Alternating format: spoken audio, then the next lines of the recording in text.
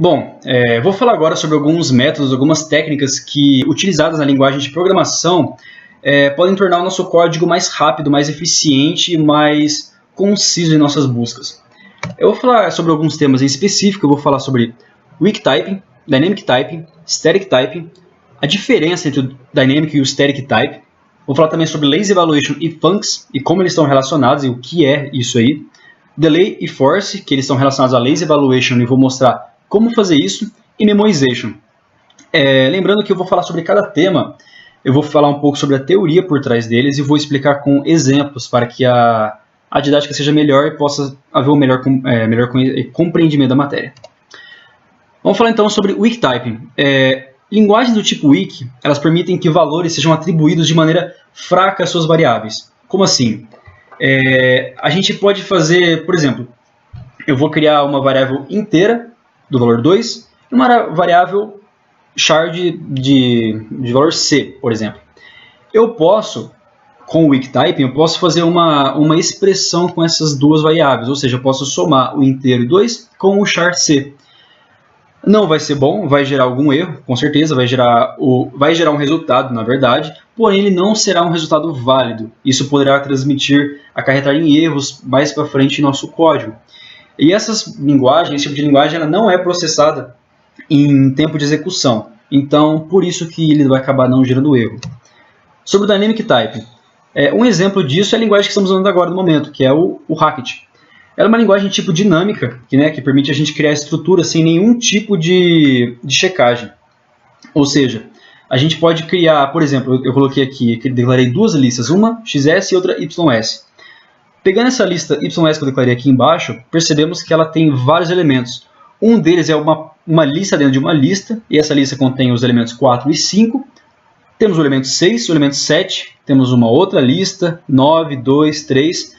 E é interessante notar que a gente não declara o tipo dessas variáveis. Por exemplo, o valor 6, o 7, não é falado que ele é inteiro. A gente não fala que essa lista que está dentro da outra lista é uma lista de inteiro. A gente simplesmente declara ela. E essas linguagens são checadas em tempo de execução, ou seja, a gente só vai ver se realmente deu erro a partir do momento que a gente for executar ela no nosso código. Temos o Static Typing. Um exemplo disso é o ML, que a gente estudou antes de ver o Racket. É uma linguagem tipo estático, ou seja, pegando esse exemplo aqui, nós temos aqui uma função que o primeiro parâmetro é um booleano, o segundo é o inteiro e o terceiro é uma lista de inteiro. E essas variáveis elas são checadas em tempo de compilação, ou seja, antes de executar o código, nós percebemos se ela a gente vê se está tudo certinho, a gente faz a verificação de cada variável para ver se está tudo tranquilinho, se está seguindo esse padrãozinho aqui da função. As diferenças agora. O Dynamic Typing é uma linguagem minimalista e uniforme sintaticamente. Então, um código feito em Dynamic Typing, nós percebemos que ele é compreendido facilmente, tem um fácil reuso, a gente consegue utilizar ele de maneira mais fácil que um método do Static, por exemplo. Enquanto o Static ele tem um aspecto mais feio, mais duro, ele é mais seguro em nosso código, porque ele vai ser checado no tempo de compilação. Então a gente percebe se já tem um erro ou não. Então ele é mais seguro se comparado ao Dynamic, por assim dizer. Tudo bem, vamos falar sobre então Lazy Evaluation. Primeiro, o que é Lazy Evaluation? O Lazy Evaluation é uma técnica utilizada para evitar que a gente faça cálculos desnecessários. Por exemplo, eu tenho duas funções e eu tenho duas contas nessa função. Mas na realidade eu só vou precisar fazer uma conta, a outra não me interessa o resultado. Então o Lazy Evaluation entra para fazer o melhor proveito dessa função. A gente vai só calcular a conta que eu realmente preciso e vamos deixar a outra de lado, não vamos precisar do valor dela. Mas como que a gente faz isso? A gente vai utilizar o conceito Func, por assim dizer, que eles vão fazer com que a gente faça os cálculos realmente necessários.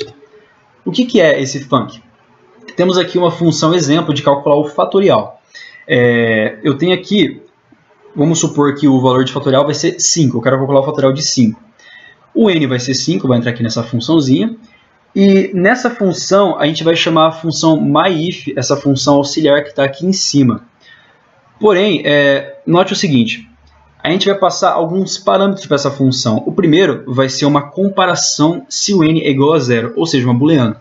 Então a gente vai passar isso no x, vamos passar, detalhe, isso aqui é uma expressão, esse lambda 0, 1 é uma expressão, não é uma conta, a gente não vai transmitir o valor, mas sim uma expressão, ou seja, isso aqui vai estar atribuído à variável y, e isso aqui de baixo à variável z. A gente não vai calcular ela quando a gente vai passar aqui para cima, a gente vai simplesmente pegar a expressão, jogar e deixar lá. Voltando aqui ao exemplo de fatorial ser igual a 5, do n ser igual a 5, ou melhor. Ele vai entrar com o valor 5, a gente vai fazer uma comparação. 5 é igual a 0? Não, não é. Então, ele vai vir aqui, vai ver se é true, o x, né, porque essa condicional está relacionada a x. É igual a 0? Não, é falso. Já que é falso, vem para cá e vamos ver o z. Como o z é uma expressão, e essa expressão está dentro desse parênteses, a gente vai retornar daqui o resultado da expressão. Então, a gente percebe que não vamos executar o y, mas sim o z. A expressão dada em y vai ficar lá. A gente não vai resolver ela no momento. Enquanto o z a gente vai resolver. A gente vai calcular o fatorial de 5, o 5 vezes o número anterior, e vai indo assim até o final do programa. Lazy Evaluation, Delay e Force. O Func, por mais que ele seja bom em você fazer contas que você realmente precisa, ele oferece uma dificuldade que é a gente pode fazer a mesma conta várias vezes.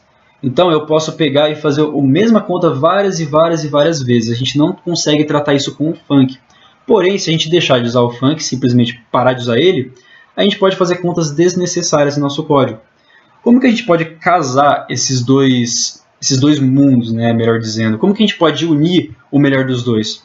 É aí que entra o conceito de Delay e Force. Nós vamos utilizar células mycons, mcons, e a gente vai aplicar alguma espécie de mutação nelas. A gente vai fazer mutações nessas células para que a gente faça a conta apenas uma vez. Temos aqui um exemplo. Esse myDelay, a gente vai passar um func como parâmetro.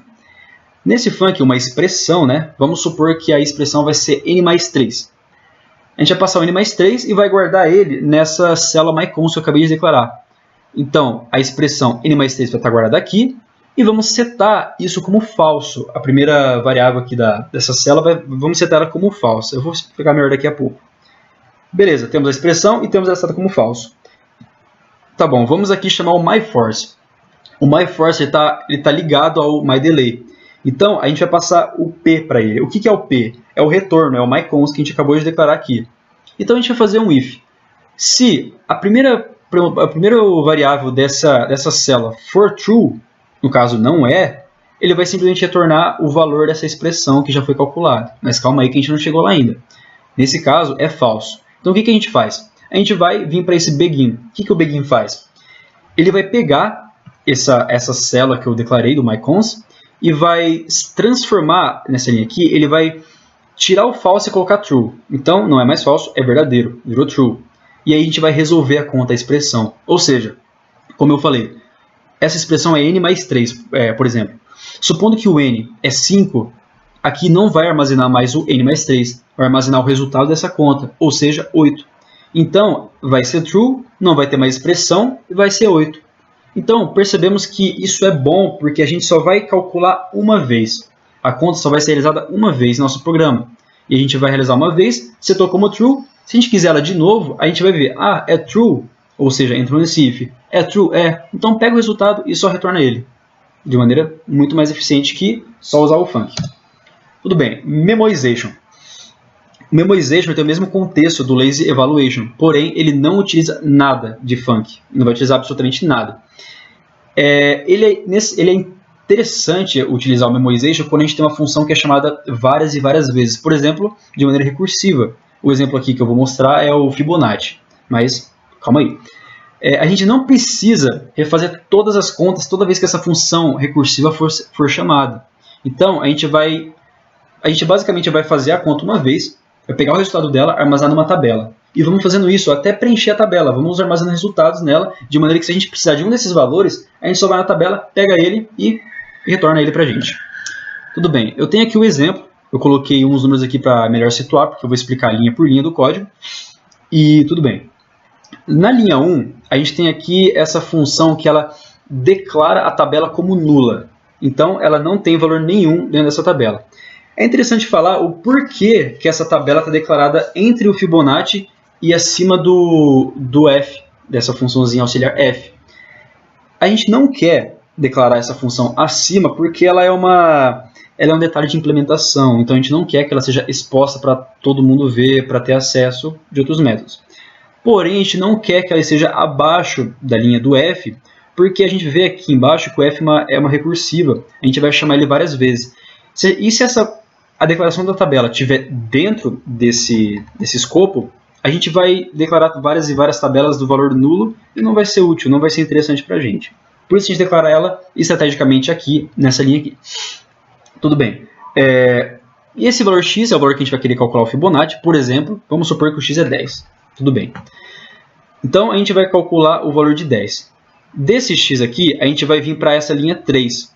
A gente vai pegar e vamos fazer essa funçãozinha ASOC. O que o ASOC faz? Ele vai pegar o x e vai verificar se ele está na tabela memo, que é o nome da tabela, memo, de memoization. Então ele vai ver, 10 está na tabela?